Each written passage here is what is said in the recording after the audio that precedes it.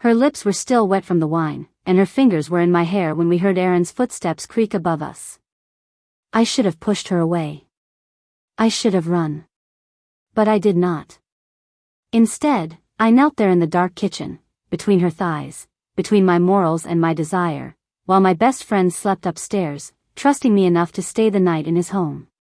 She leaned back against the counter, breathless, whispering my name through clenched teeth, and I swallowed her whole like the secret she would force me to carry.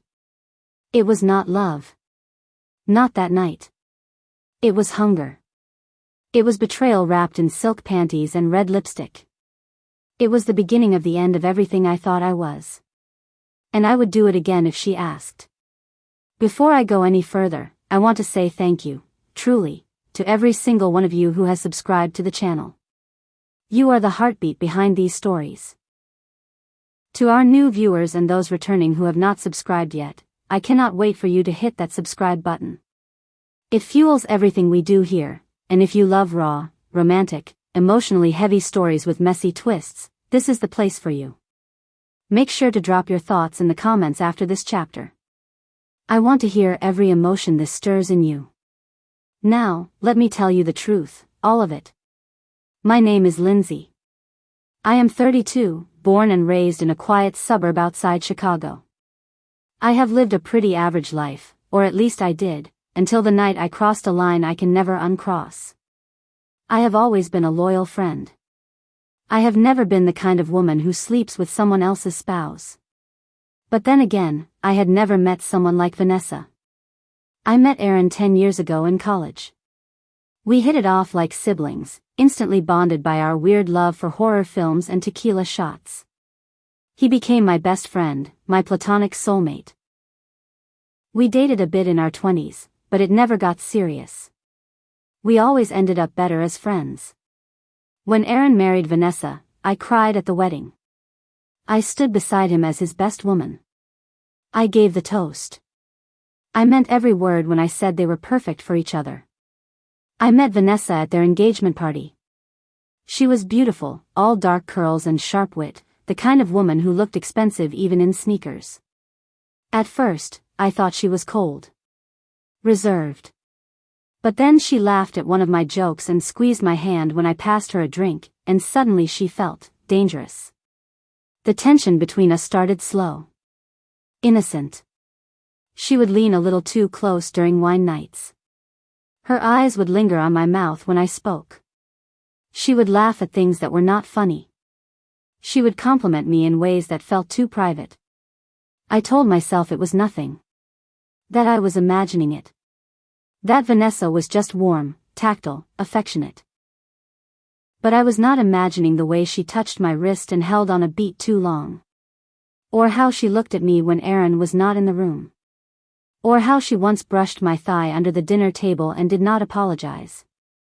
And then came the night of Aaron's birthday weekend, the night that broke every rule. We had all been drinking. Too much. Aaron had gone upstairs to sleep off the bourbon.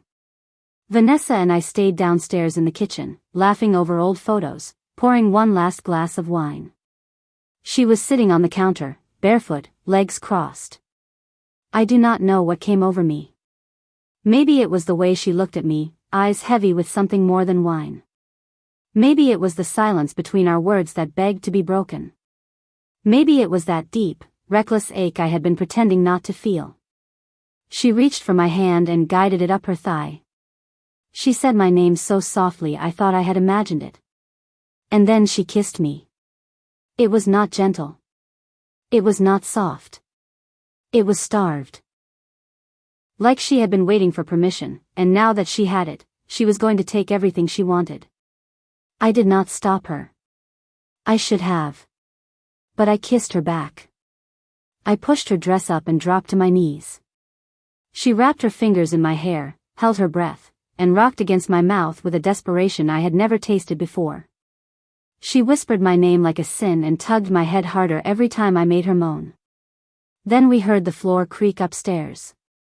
Aaron. We froze. I could hear the blood in my ears, the wine in my throat, the shame climbing up my spine like fire.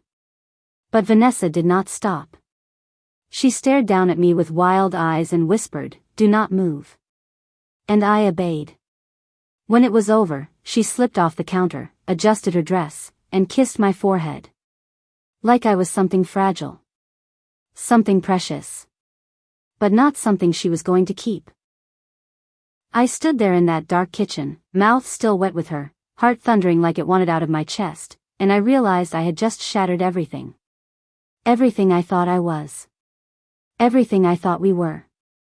And as she walked away, she looked over her shoulder and said one thing that haunted me for weeks.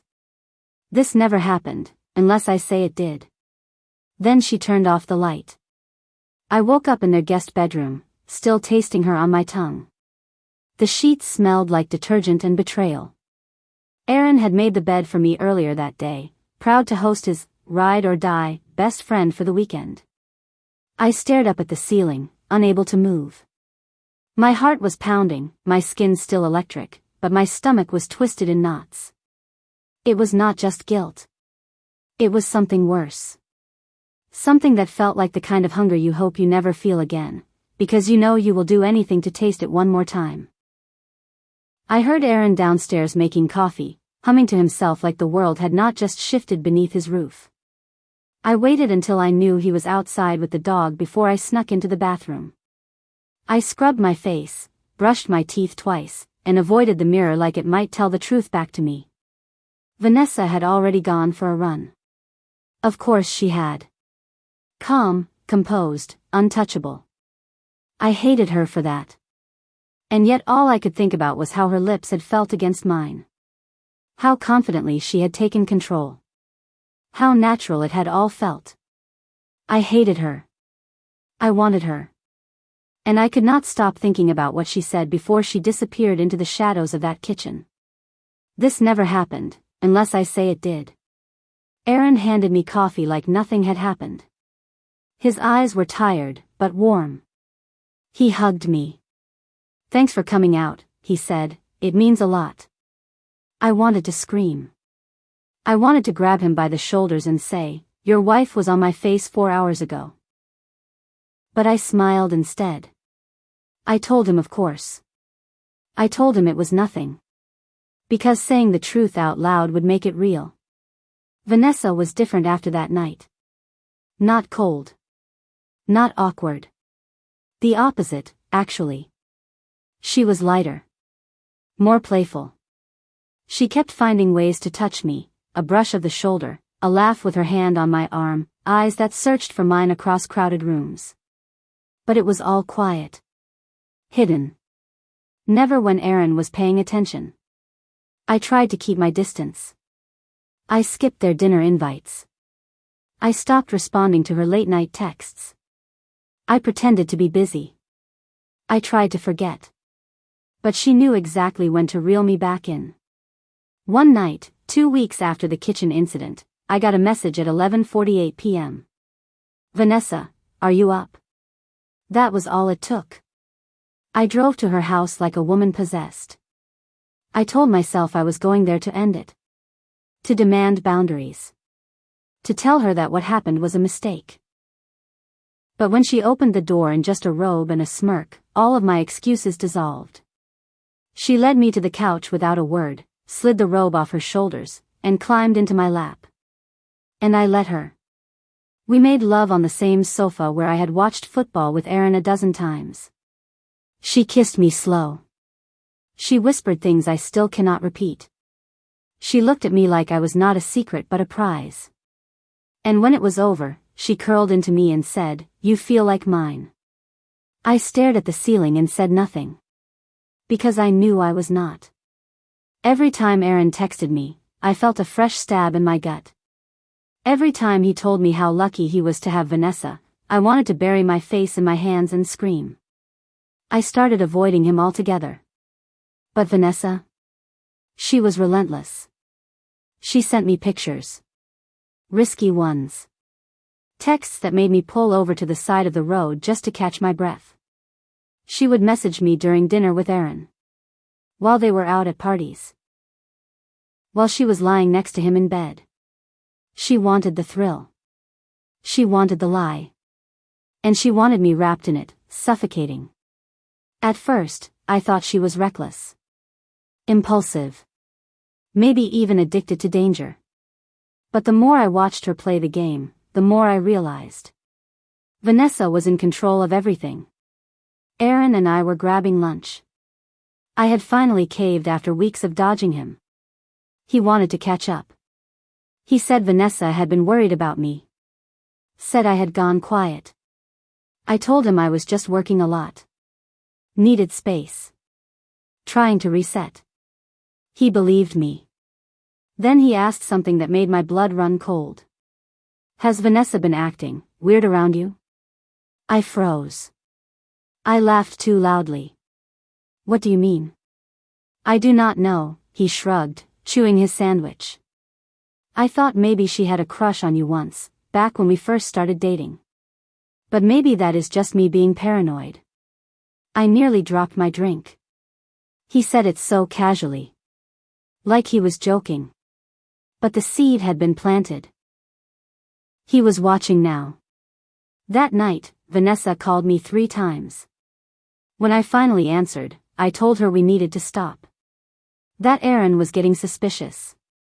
That I could not do this anymore. That it was too much. She laughed. She said, "You always say that right before you let me inside you." Her voice made my thighs ache. My shame fought with my desire, and I hated how often the desire won. I told her I was serious this time. She said something then that chilled me. "Do not forget," she whispered, "I know things about you too." I paused. My mouth went dry. What do you mean? Just remember who you let in first. And who has the power to ruin that pretty life you pretend to have. Then she hung up. This was no longer just an affair.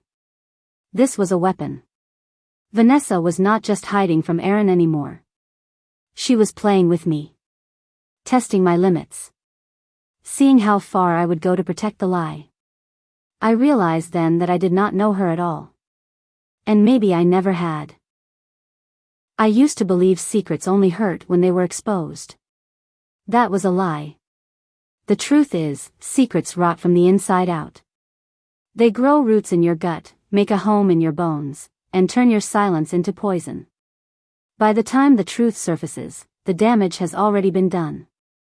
And I was already ruined. Aaron found out 3 days after I swore I would never see Vanessa again. It was a Wednesday. Rainy. I was home, half drunk on guilt and vodka, when he showed up at my door with a look I had never seen on his face before. He did not say hello.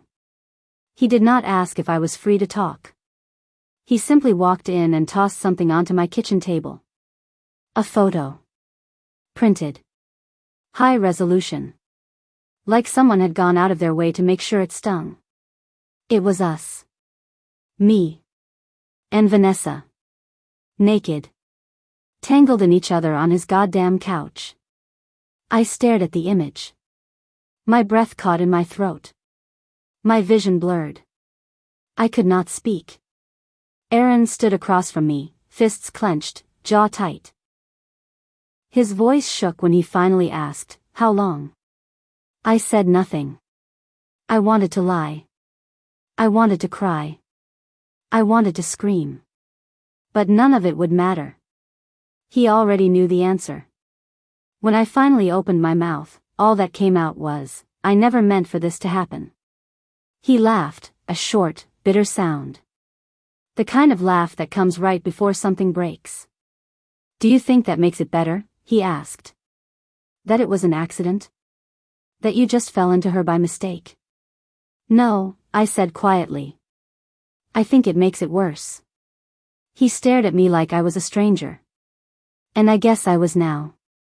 Then he said something I will never forget. "I trusted you with everything. And she was the one thing I thought you would never touch." I tried to explain. I told him how it started. That it was not planned. That I was not trying to hurt him. That it was Vanessa who. He cut me off. "Do not make her the villain to save yourself. She might be poison, but you still drank her. I deserved that." He left without another word. And just like that, I lost my best friend. I got a message from Vanessa. No apology. No regret. Just an address and a time. I was stupid enough to go. It was a condo downtown.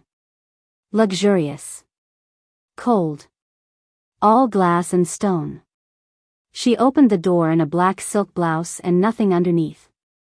I barely looked at her. Did you send him the photo? I asked. She smiled. Would it matter if I did? My chest burned. Why would you do that? She poured herself wine. Sat on the edge of the marble countertop like she did not just destroy 2 lives. You were falling in love, she said. And that was never the agreement. I blinked. My mouth went dry. What? She sipped her wine.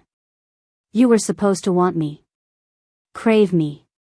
But you started looking at me like I was yours. That is when it stopped being fun. I stepped back like she had slapped me.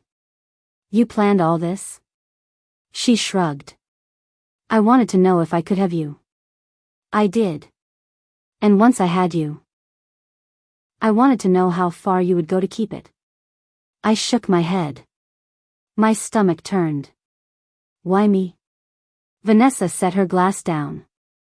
Her voice softened. Because you were the only thing Aaron loved more than me. I left that condo and never looked back. Aaron blocked me on everything. His silence was louder than any scream. Vanessa and him split 6 weeks later, but not because of me. According to mutual friends, she had a trail of destruction in her past. I was just another broken piece. I spent months rebuilding. Alone. Hollow. Full of guilt I could not shake. I lost the one person who had always seen the good in me. And I gave myself to someone who never saw me at all. If I could go back, it would not change the fact that I wanted her. Desire is human. Weakness is real. But I would change what I sacrificed to feed that desire. I lost more than a friend. I lost the part of myself that believed I was better than this. Now I live with the truth. She was my best friend's wife. And I was her biggest secret. But secrets never stay buried. Eventually, they dig their way out, and drag you down with them.